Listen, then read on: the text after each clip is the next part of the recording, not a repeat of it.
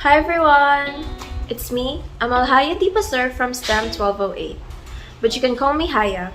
So today, I'll take all of you in this vlog as live witnesses of my making of my 3D diorama of a plant cell. First, I will be showing the materials I will be needing and then the making of my 3D diorama of a plant cell. And lastly, the explanation of each labels. So let's proceed. The products I'll be using are the following: carton or cardboard, cartolina, construction paper, clay, yarn, twine, styrofoam, bottle cups, orange poster paint, paintbrush, glue gun, stick glue, and scissors. Here I am cutting the board, and I'm already gluing it with the yellow cartolina. And I would also do the same for the green cartolina.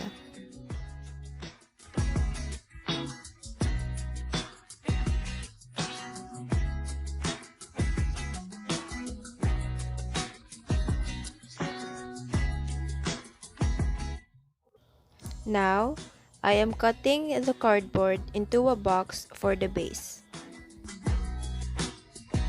I am now shaping the nucleus with the help of a cutter and started painting it.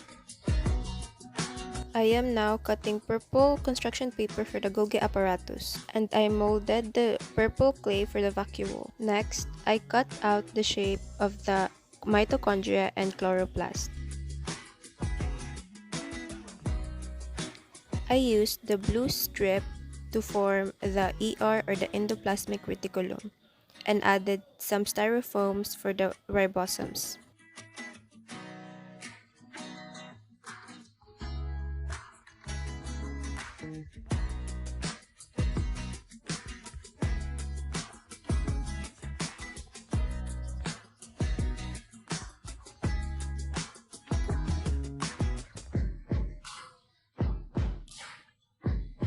After I finished the chloroplast in the mitochondria, I added some styrofoams for the ribosomes again, and then I added the bottle cups for the peroxisome, lysosome, and vesicle. And I am now creating the barrier, which is the cell membrane, followed by the cell wall, which is the green cardboards.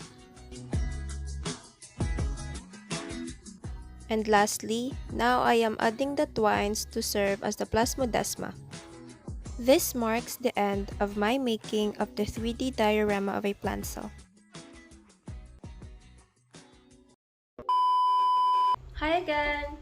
It's Haya, and since we're done with the making of my 3D diorama of a plant cell, it's now time to put some labels and define all the parts and functions. But before that, let us define what is a plant cell. A plant cell is a eukaryotic type of cell that consists of membrane-bound organelles. It is surrounded by a rigid cell wall and has some similar organelles with an animal cell. But the plant cell is larger and has rectangular or cubic shape. It also have a few distinctive features like a cell wall, large vacuole, and chloroplast. Now, let's proceed with the labeling. So first we have the cell wall. It is this green border surrounding the plant cell. It is made of cellulose and functions as a support and allows diffusion of gases in and out of the cell.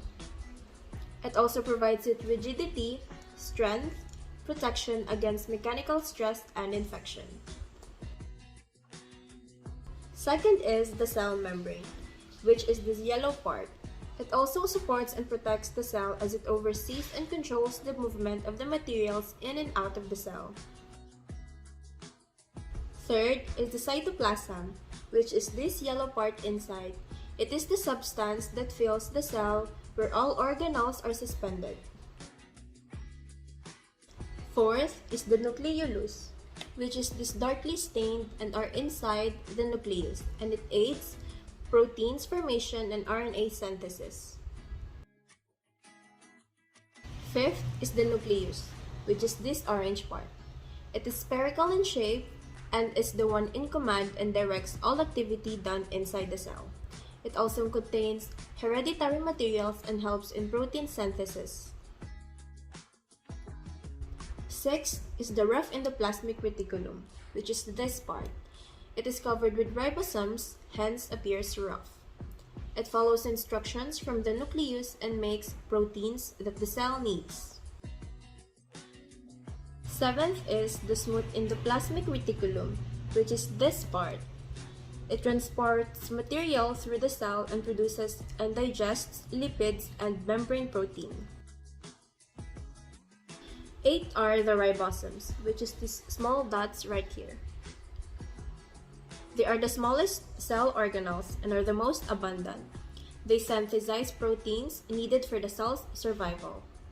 They are found in the endoplasmic reticulum and they help out manufacture proteins. Ninth is the mitochondria, which is this two right here. It is known as the powerhouse of the cell. It is a double membrane organelle and has numerous folds. It is the site for aerobic cellular respiration and breaks down sugar molecule to release energy. 10 is the chloroplast, which are these two right here.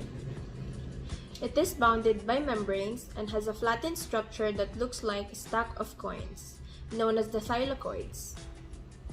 It is the site for photosynthesis in plants and prepares food for the plant with the use of energy.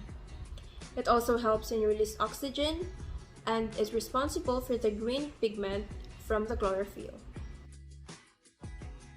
11th is the Golgi apparatus, which is this part. Its function is to modify proteins made by the cell and pack and export proteins to the cell parts. 12th is the vacuole, which is this large purple thing here. Plants only have one large vacuole that usually takes up the space. Its function as a storage for food, water, metabolic and toxic wastes. It also performs functions of secretion and excretion. 13th is the lysosome, which is this blue bottle cup. It is a membrane-bound organelle that contains digestive enzymes and is in charge for breaking down waste products and detoxify the cell. 14th is the vesicle, which is this black bottle cup. It is physically interconnected with each other by means of membranes or linked together by means of transfer of materials through vesicles. Due to various functions of vesicles, they can be categorized as storage vesicles, transport vesicle, or secretory vesicle. 15th is the peroxisome, which is this white bottle cup.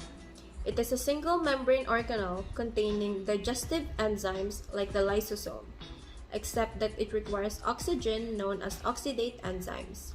They absorb nutrients that had been acquired by the cell. 16th is the plasmodesma, which is these parts right here. They are microscopic channels which traverse the cell walls of plant cells and enables transport and communication between them. So we're done with the labeling and definition, and we have finally came to a close. That's it for this vlog, and I hope you enjoyed and learned a lot from my journey. See you soon and stay safe.